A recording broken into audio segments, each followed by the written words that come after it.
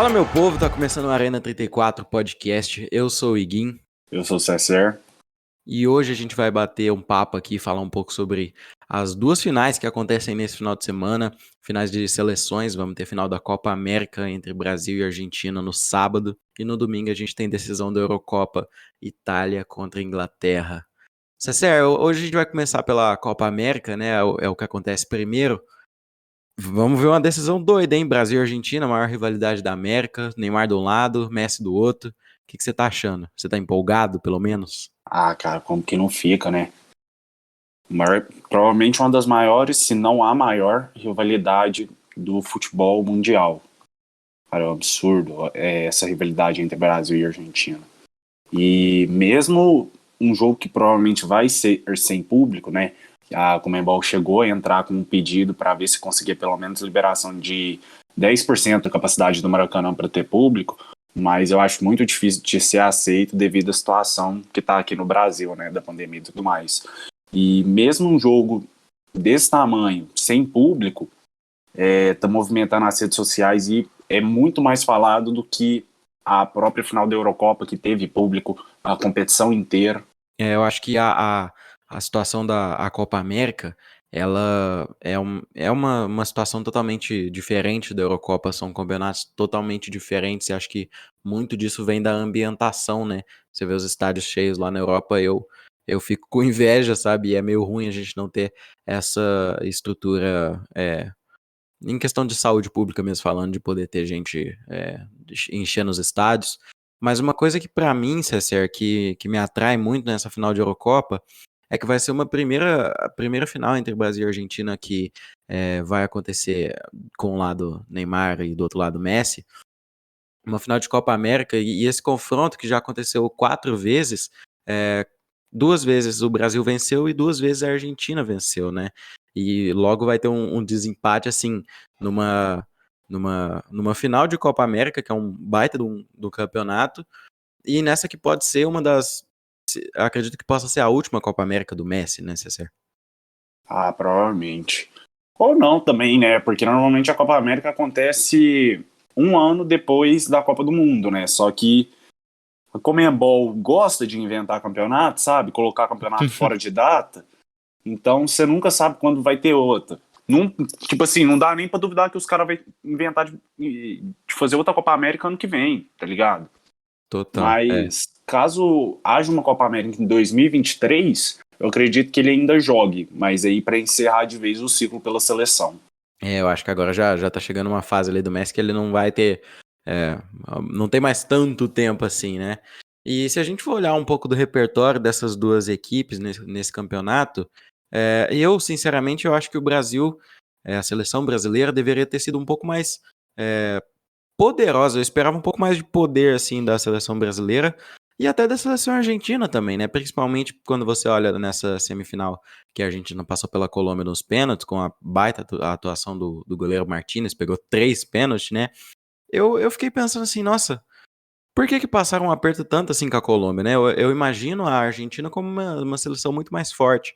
E do outro lado, o Brasil, eu vejo que teve alguns resultados muito bons. Por exemplo, venceu o Peru na fase de grupos por 4-0, né? Mas nas quartas de final contra o Chile ali não fizeram o melhor dos jogos, assim, venceu só de 1-0, com direito àquela voadora do Gabriel Jesus, né? Que foi. E que tá fora, hein? Tava fora da final. Suspenso 2 jogos. Então, e justíssimo, na minha opinião, né? Com certeza.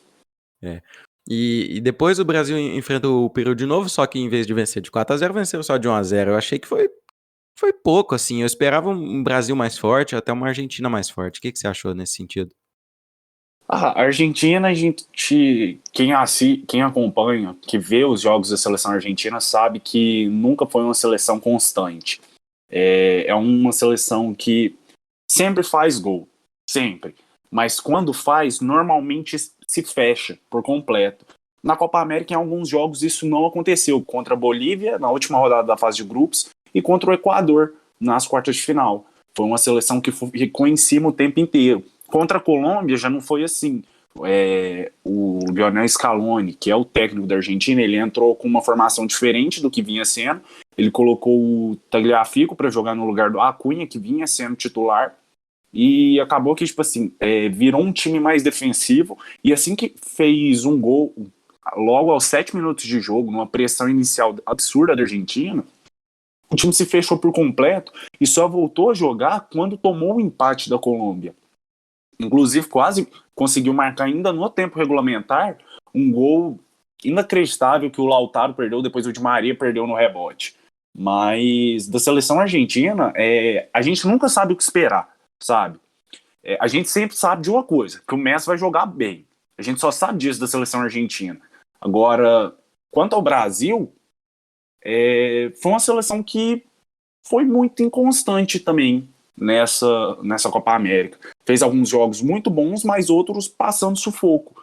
Né? Contra o Chile, contra o Peru, por exemplo, o Brasil jogou bem no primeiro tempo, e no segundo tempo tomou pressão dos dois times. Contra o Chile, beleza, que houve o caso da expulsão do Gabriel Jesus, e o Brasil ficou com a menos quase o segundo tempo inteiro, se eu não estou enganado, não lembro agora o minuto exato que ele foi expulso, mas o Brasil se fechou totalmente. O Brasil, mesmo com a menos, era um time com muito mais capacidade técnica do que o Chile. Exato, exato, eu concordo com isso. Eu acho que o Brasil é uma seleção que quase sempre tá forte, sabe? É uma seleção. O Brasil é o que a gente costuma falar, né? É o país do futebol, é uma seleção historicamente a que tem mais Copa do Mundo. E eu acho que se o Brasil quer chegar ao Hexa no ano que vem, precisa melhorar, precisa ser muito mais imponente na Copa América do que tá sendo, entendeu? Eu acho que passar um aperto assim, sei lá, tá bom, não foi um aperto, mas ganhar só de 1-0 numa quarta de final, na semifinal, eu não sei, eu não botei tanta fé não, eu já começo a questionar se o Brasil vai conseguir chegar ao título do Hexa já em 2022, né? E do outro lado a gente tem a Argentina, que sempre tem, pelo menos no ataque, a seleção argentina costuma ser bem garantida, né? Por muitos anos que o Messi tá lá, e direto aparece um atacante argentino que joga pra caramba, né? A gente teve já Higuaín, teve Agüero, Não, o teve... Higuaín não foi bom, não. Higuaín não, mas o Agüero, Tirou por a, exemplo, foi. tirou a Copa do Messi, cara. Nunca vou esquecer disso. E os argentinos, mas eles têm um repertório de atacante bom, tô certo Sim, nisso, tipo sim. assim, ao longo da história toda, cara. Se você pegar Uhum. dos anos 90 pra cá, você teve, tipo assim, do final dos anos 90 pra cá, você teve Batistuta, você teve Milito, Diego Milito, que chegou a Sim, ser campeão da Champions. O sim. Batistuta, que era conhecido como Batigol na Argentina. Você teve o Agüero. Tá, dá pra falar o Higuaín porque ele teve alguns momentos bons, mas eu não gosto dele, não. Atualmente você tem o Lautaro, e para o futuro você tem alguns atacantes bons que já vêm se destacando nas seleções de base da Argentina, como o Adolfo Gais, que hoje ele está no CSKA da Rússia, e que é um atacante que em toda Copa do Mundo, todo sul-americano sub-20, sub-17, ele vem se destacando bastante. Então o ataque da Argentina sempre foi muito bom. A gente sabe que o problema da Argentina sempre foi a defesa e o meio-campo. Exato. E eu acho que quando você tem uma equipe com um ataque forte, a melhor defesa que você pode ter é o ataque. Então, eu, por exemplo, eu espero que nesse jogo a Argentina vai tentar se impor. Eu acho que a Argentina não vai, sei lá, é igual você falou, né? Eles atacam e depois eles se fecham. Eu acho que nesse caso a Argentina precisa conseguir uma vantagem que possa, né? Como que fala, queimar uma gordura depois no final do jogo e tentar administrar o resultado. Porque no Brasil eu vejo um pouco mais de equilíbrio em todos os setores do que na seleção argentina. Eu acho que a Argentina não vai tentar se impor, porque a Argentina sabe que o Brasil é um time muito mais forte fisicamente e tecnicamente. Então, eu espero uma Argentina fechada nesse jogo. Não espero uma Argentina indo para cima, pressionando o Brasil com uma marcação alta. Eu espero um time da Argentina fechado. Ou então uma pressão inicial ali, igual foi contra a Colômbia. Se não der resultado, eles se fecham e tentam jogar no contra-ataque. Porque no contra-ataque você tem um tal de Lionel Messi, que é artilheiro e líder de assistências da Copa América. É o melhor jogador da competição disparado. Ele, quando ele pega a bola, tipo assim, atrás do meio de campo, que ele decide arrancar, todo mundo sabe que parando é só com falta. Você acha que o Messi tá com sangue nos olhos assim vai deixar tudo dentro de campo? Você acha que Primeiro, né, igual você estava falando, a estratégia para a Argentina vencer o Brasil vai ser baseada um pouco nisso, você imagina. E aí, quem sabe, tentar segurar um 0-0, fazer um gol no final do jogo, ou ir, sei lá, tentar. Acho que ninguém tenta ir para os pênaltis, mas tentar segurar um resultado o máximo possível. Eu imagino que sim. Enquanto o Brasil, eu imagino um time em cima o tempo inteiro, Uhum. de verdade. E uma das coisas que eu já percebi que o Lionel Scaloni, de vez em quando, ele faz em alguns jogos, é colocar a Argentina fechada no começo do jogo e esperar o seu adversário cansar. A partir do momento que ele percebe que o adversário está cansando, ele manda a Argentina para frente. Isso às vezes pode ser bom, mas às vezes pode ser ruim, porque um contra-ataque da seleção brasileira hoje é muito forte. Você tem o Richarlison, que está jogando muito, o Neymar, o Paquetá. O Paquetá está sendo, para mim, o melhor jogador da seleção brasileira nessa Copa América. Tá É um jogando muito. absurdo o que ele tá jogando, calando a boca de muita gente, que muita gente ficou sem entender o porquê ele foi convocado, mas tá jogando demais. Inclusive assumiu agora a camisa 10 do Lyon. E você tinha me perguntado, Iguin, sobre como eu acho que o Messi vai vir para esse jogo. Cara, eu acho que o Messi vai vir do jeito que ele tá na Copa América inteira. Eu nunca vi o Messi tão focado em alguma coisa, tão pilhado em uma competição igual ele tá nessa Copa América. É um absurdo o jeito que ele tá jogando. Tipo assim, comemorando, gritando, tipo assim, mostrando a raça dele, mostrando a garra de um argentino mesmo. Nunca vi ele desse jeito. A gente viu no jogo contra a Colômbia, no começo do segundo tempo, ele toma uma entrada duríssima que deixa o tornozelo dele sangrando, o tornozelo esquerdo dele, que é a perna boa dele, sangrando. E ele continua jogando, com o meião sangrando. Assim, no meião dele tava uma mancha de sangue, ele simplesmente continuou jogando, bateu o pênalti, ele não quis nem saber. Agora a gente sabe que outras seleções, não só o Brasil, alguns jogadores que tomassem uma dessa fariam um grande drama. É, é. Eu concordo. Eu acho que o Messi vem com um sangue nos olhos, assim. é, a Argentina tem título, vamos dizer assim, com o Messi jogando? Cara, título assim, igual todo mundo considera, não. É, né? Agora, se todo mundo considera Olimpíadas um título pela seleção, o Messi tem. O É Messi verdade, ganhou né? as Olimpíadas em 2008 com a Argentina. É. Mas título, Copa América, Copa das Confederações, Copa, não tem. Ah, não, mas eu acho que é outro nível, né? Copa América, sim. Tá bom, Olimpíadas é excelente, é óbvio, a gente ficou super feliz. Eu fiquei super feliz quando o Brasil ganhou em 2016, mas realmente Copa América é outro nível de competição, assim, que você tá competindo diretamente com pessoas. É muito mais representativo pro futebol, vamos dizer assim. Sim, com É, certeza. é. Aí eu acho que nesse aspecto o Messi vem realmente no que pode ser a última pra ele, né? Nesse sentido. Então, Ele já declarou que ele trocaria todas as 6 bolas de ouro dele por um título pela sua seleção. Ele já declarou isso. é. Então, resta ver como ele vai vir para esse jogo, sabe? Nem é isso. Na verdade, a gente sabe como ele vai vir. Mas resta saber se ele vai conseguir esse tão sonhado título dele. Exato. Antes da gente encerrar aqui para os palpites da Copa América, eu quero introduzir um assunto aqui que eu tô achando muito interessante, que é um pouco do off-campo, assim, vamos dizer assim, desse Brasil e Argentina, né? A gente sabe da história de rivalidade entre Brasil e Argentina, gente que fala que o Maradona foi melhor que o Pelé, ou até se você achar isso absurdo, falar que o Pelé foi melhor que o Maradona. É, do lado de fora, a gente tá vendo umas provocações muito boas entre brasileiros e argentinos e brasileiros. E o Richarlison afirmou numa entrevista realizada pela CBF o seguinte: provocação de lá, provocação de cá. Mas dentro de campo a gente sabe que o bicho pega, a gente dá conta do recado. Não vai falar por falar. A gente vai falar e botar dentro de campo. Tem que ganhar todos os jogos e é o que a gente tá fazendo. A gente vai provocar sim, vai acontecer. O que vale mesmo são os 3 pontos dentro de campo e quem levantar a taça. O que você está achando dessa rivalidade desse fora campo, né? De fora das 4 linhas, essa provocação, esse rebuliço, vamos dizer assim. Nada menos do que o esperado. É. Afinal, é um jogo que vale título, uma Copa América, uma final de Copa América que será jogada dentro do Maracanã, um dos maiores palcos da história do futebol mundial. Então, nada menos do que o esperado. Afinal, como eu falei no começo, é provavelmente a maior rivalidade do futebol mundial. A rivalidade Brasil e Argentina não se compara.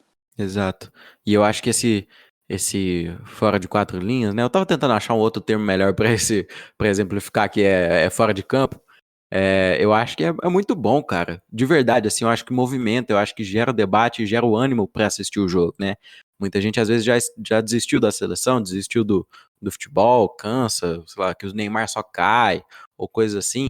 E quando a gente vê um movimento fora do campo, assim, pra movimentar, pra atrair o pessoal de volta, eu acho que é muito importante. E isso que vem acontecendo tá sendo muito interessante, realmente. Eu tô bem animado pra esse jogo, Brasil e Argentina. Ah, não tem nem como não ficar, né? É. Palpite, César, Brasil e Argentina. Como é que você imagina que vai ser o jogo? Um palpite, né? Quem que ganha, como que ganha. Cara, é difícil demais, velho. Muito difícil falar. Eu acho Brasil é mais difícil do que Itália e Inglaterra, viu? muito mais difícil. Muito mais. Itália e Inglaterra eu já tenho meu palpite na língua, mas vou deixar ele É. pro final do episódio. Mas, cara, Brasil e Argentina é muito difícil de palpitar, porque você não sabe o que vai acontecer. Você não tem noção, sabe? Tanto o Neymar quanto o Messi, eles. É uma bola que cai no pé deles que os caras podem decidir a partida. Uhum. Mas, pela forma como vem se desenhando, tudo mais, são dois times que, como eu falei, são inconstantes, pode-se dizer assim, na Copa América. Ai, caralho, que palpite difícil. Há toda uma Nossa, responsabilidade. cara, eu realmente não sei. Se Não se sei o você que vai quiser, ser. se você quiser deixar vago, tudo bem, eu não tenho problema nenhum com isso. Porque, de um lado, é um Brasil. Todo mundo conhece o time do Brasil. Hoje, o Brasil, em todos os setores do campo, tem os melhores jogadores do mundo. No gol, você tem Ederson e Alisson. Na zaga, você tem o Marquinhos. No meio-campo, você tem o Casemiro. No ataque, você tem o Neymar. São os melhores jogadores, estão entre os melhores jogadores do mundo. Só que do lado da Argentina, você tem um cara, um jogador apenas, que desequilibra qualquer partida, independente do adversário. Nossa, cara, é muito difícil prever um jogo desse. É, Mas eu acho que a Argentina vai ganhar pelo jeito que o Messi tá. é. Eu vou pelo outro lado. Eu acho que vai dar Brasil, assim, pela ordem. Eu acho que, porra, é vexatório pro Brasil perder no Maracanã pra Argentina. Não que isso vá realmente me surpreender se acontecer, mas eu acho que o Brasil vem de uma necessidade de vencer essa Copa América, que por mais que tenha, né, eu acho que, igual eu falei, desse resultado com o Chile, desse resultado com o Peru que me deixou meio desanimado, eu ainda acho que o Brasil se sobressai, sabe? Eu acho que o Messi realmente ele desequilibra o jogo, e é por isso que eu acho que o jogo vai ser muito apertado. Eu acho que o jogo vai pra... Tem prorrogação, né? Não, Não tem direto prorrogação, pênaltis. né? Então, eu acho que igual foi nos pênaltis com Argentina e Colômbia, eu acho que esse jogo vai pros pênaltis, cara. Eu não acho que vai ser decidido nos 90 minutos, não. Né? Eu acho que fica por aí. E aí, pênalti pra mim é loteria, tá ligado? Eu não concordo, não acredito que exista, sei lá, Um favorito. tanto. Porque, sei lá, por mais que o cara treine o tanto que for, não dá pra você É prever só a o gente que o cara vai olhar acertar essa ou não, própria né? Copa América. A Colômbia passou do Uruguai nos pênaltis. A Colômbia bateu muito bem contra o Uruguai. Só que chegou nos pênaltis contra a Argentina, foi um goleiro, o Martinez, que do nada começou a colocar pressão em cima dos batedores, foi lá e catou 3 pênaltis. Nossa, aquele cara foi absurdo, hein, o que ele fez. Não, Mas ele eu não acho. é aquele velho ditado, o cara alugou um apartamento na mente dos colombianos. É. Eu não acho que, tipo, se ele tentar fazer isso nos pênaltis, nos prováveis pênaltis, eu não acho que pega a seleção brasileira. E aí, Nunca se pô. sabe, né? Não, nunca se sabe, eu tô palpitando. Tá ligado? Não tenho certeza de nada do que eu tô falando, inclusive, mas eu espero estar certo e dizer que o Brasil vai vencer a Argentina nos pênaltis, né? Mas que o Tite vai com certeza prestou atenção nisso e vai fazer um trabalho psicológico com seus jogadores, isso você pode ter certeza. Com certeza. Já deve ter feito, já deve estar fazendo, inclusive, né? Sim. Eu acho que nos pênaltis vai dar Brasil, mas aí pênalti, cara, como que eu vou dizer se foi 4-2, 5-4, aí já Não é tem como. já Eu é também não palpitar falei demais. placar exato, não, só falei quem É, vai ganhar. tá certo. E lembrando que se o Brasil for campeão da Copa América, o Brasil chegará ao seu 10º título da competição. Caso a Argentina seja campeã, a Argentina chegará ao seu 15º título, se igualando ao Uruguai como maior campeã.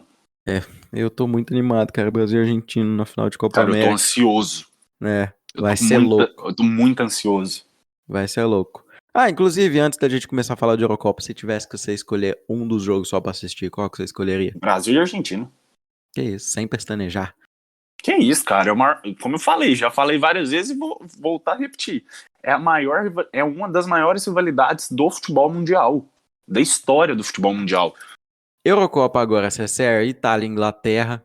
Eu gostei muito da campanha, né, da Itália, da Inglaterra nem tanto, mas a Inglaterra, pô, com muito mérito, eu acredito, chegou a essa primeira final de Eurocopa, né? É surpreendente, né, você pensar que a Inglaterra chegou só agora a primeira decisão de Eurocopa. O que você tá achando, né, das campanhas das duas equipes para chegar nessa final e o que você acha que vai dar esse jogo? Cara, foram duas equipes que variaram muito durante toda a competição. A Itália teve uma fase de grupos perfeita. Não tomou gols, simplesmente. A Itália não tomou gols na fase de grupos. E no mata-mata, começou a ter mais dificuldade, né? Passou da Áustria nas oitavas, na prorrogação. Contra a Bélgica fez 2-0, tomou um gol do Lukaku, mas ficou por isso, 2-1 no tempo normal. E contra a Espanha, que a gente esperava que fosse, que muita gente esperava que fosse ser um adversário mais fraco para a Itália, tomou muita pressão. E eu acho que isso deve-se tudo à saída do Spinazzola, o lateral esquerdo da Itália, que rompeu o tendão de Aquiles durante a competição. A saída dele da equipe mexeu demais no time, no esquema tático, no modo de jogar da Itália. O Spinazzola vinha sendo um dos melhores jogadores da Eurocopa. Eu falo isso com tranquilidade. Ele estava jogando demais. O lado esquerdo da Itália, com ele e com o Insigne, estava funcionando muito. Foi ele machucar que a Itália começou a ter mais dificuldade para jogar contra a Espanha. A Itália, com todo respeito, ganhou o jogo nos pênaltis, mas a Itália foi dominada pela Espanha o tempo inteiro. A Espanha terminou o jogo com 65% de posse de bola. A Espanha trocou quase 1.000 passes. Se não chegou a 1.000, foi quase 1.000 num jogo. E a Itália ficou na base do contra-ataque. Foi assim que conseguiu o seu gol, mas houve uma organização defensiva muito ruim durante o jogo da semifinal. Inclusive, é só a gente ver como foi o gol da Espanha, o gol do Morata. O Morata pega a bola um pouco depois do meio de campo, arranca, toca para o Dani Olmo, o Morata passa no meio da defesa da Itália e recebe a bola de frente para o Donnarumma. Então a gente tem que ver como o Mancini vai organizar o time da Itália. Porque se for para a Itália jogar igual contra a Espanha, não dá para falar nada do time. Tipo assim, não dá para falar que os caras vão ser campeões. Eu acho que a Itália. A Itália passou, a Itália tá na final, a Itália jogou uma Eurocopa absurda, mas a Itália me decepcionou no mata-mata. Eu esperava um pouco mais de dominância, sabe? Como vocês já sabem, né? A gente postou lá no Instagram. Eu tava apostando muito na Bélgica nessa Eurocopa, e a Itália teve um bom desempenho contra a Bélgica, mas contra a Áustria passou um sufoco ali que eu não entendi nada. Contra a Espanha. A Espanha, quem apostava na Espanha chegar numa semifinal? Eu apostei que a Espanha ia tomar pau da Croácia. O Cesar também não estava apostando na Espanha, a Espanha Não, chegou. eu apostei na Espanha contra a Croácia, sim, não vem Não, você não. apostou, mas você estava muito descrente da Espanha nesse campeonato. Sim, porque era um time que eu acho que vai ser muito difícil da Espanha voltar a ser o que foi aquela geração dos anos 2000, final dos anos 2000 e começo dos anos 2010. Muito Exato. difícil de voltar a ter uma geração daquela, de Xavi e Iniesta. Mas foi uma seleção que surpreendeu a todos. Com certeza.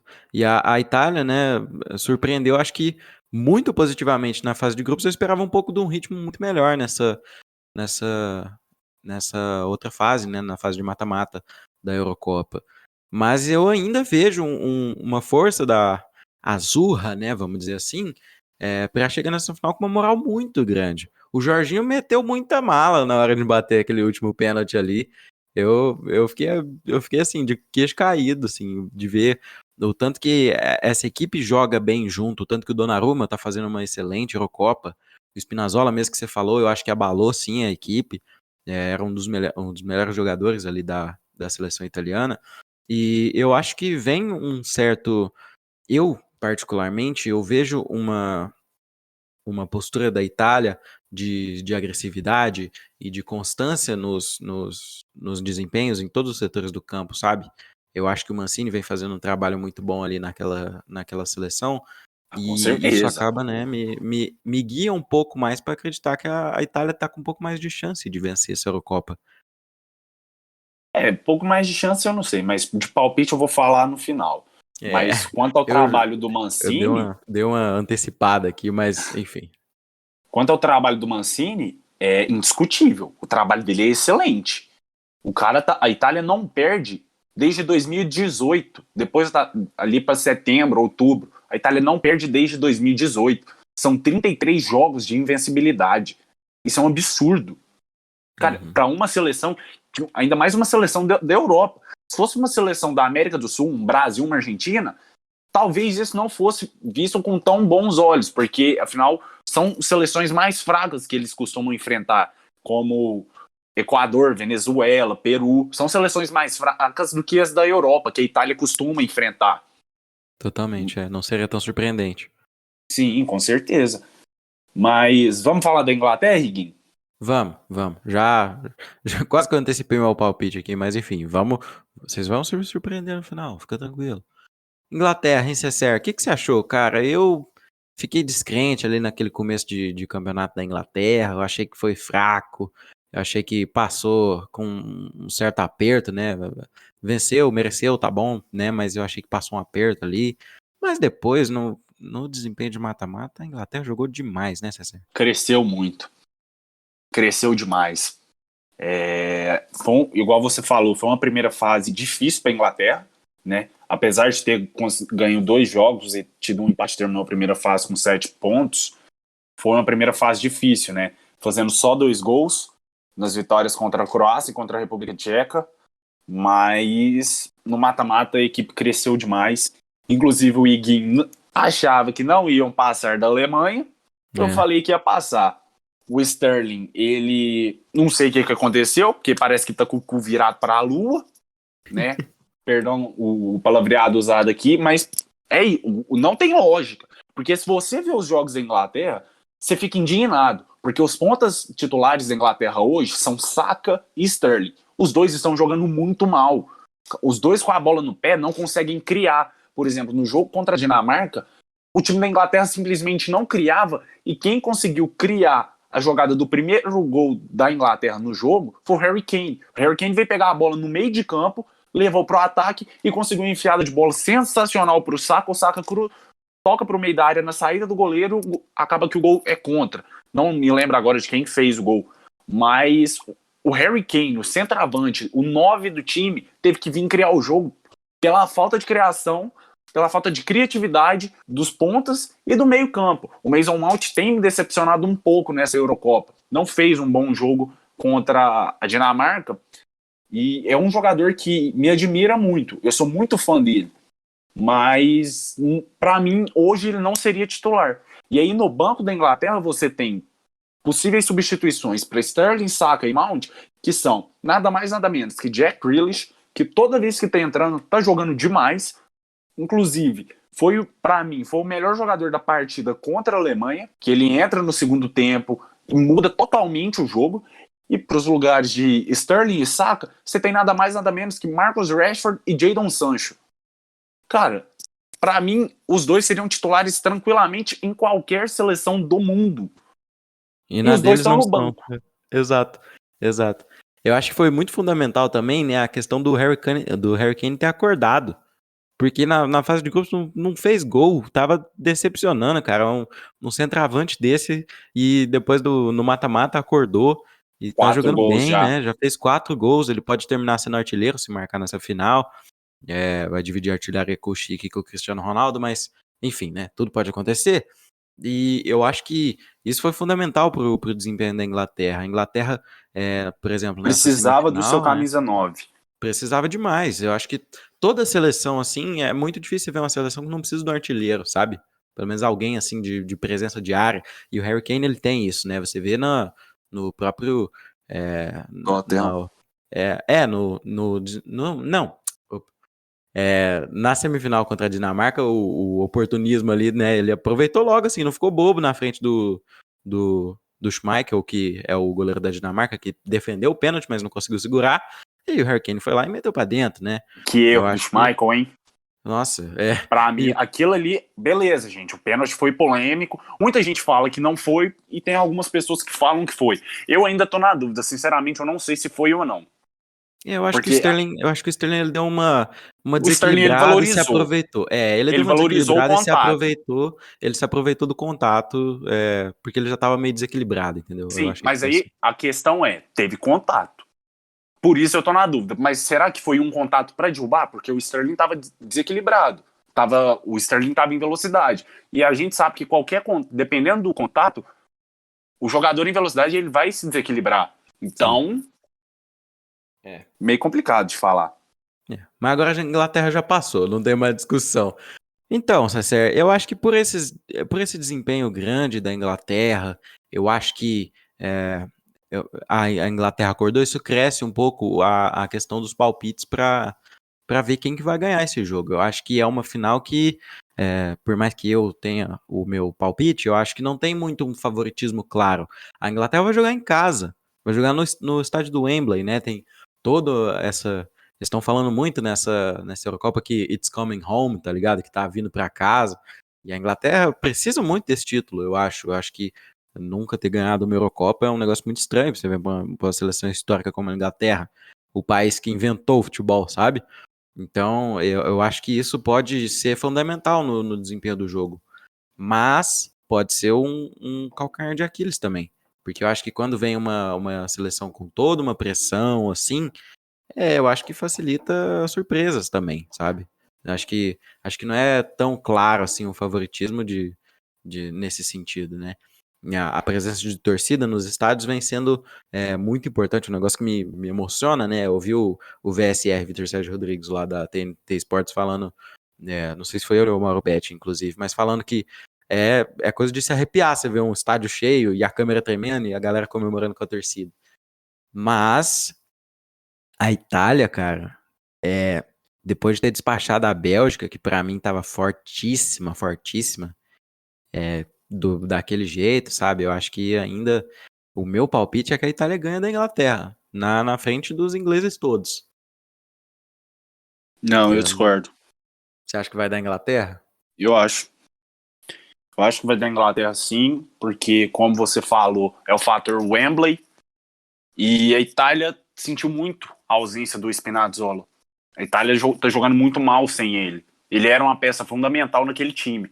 E, sinceramente, seja lá quem for o ponta direita da Inglaterra nesse jogo, seja o Eu ia Saka falar isso ou o agora. Jadon Sancho, o Emerson Palmieri, o brasileiro naturalizado italiano, não aguenta nenhum dos dois. É velocidade e o Palmieri não aguenta. É. Eu ia E falar isso agora, se o Southgate não pode ser o principal inimigo da Inglaterra nesse sentido, se ele escalar alguém ali que não vai conseguir dar conta do recado, sim, mas é contra o lateral esquerdo da Itália, realmente não. Se fosse o Spinazzola era outra história. sim, sem dúvida alguma. E como você falou, é o fator Wembley. Cara, os ingleses, loucos do jeito que eles estão, fanáticos, doidos por um título, cantando toda hora It's Coming Home.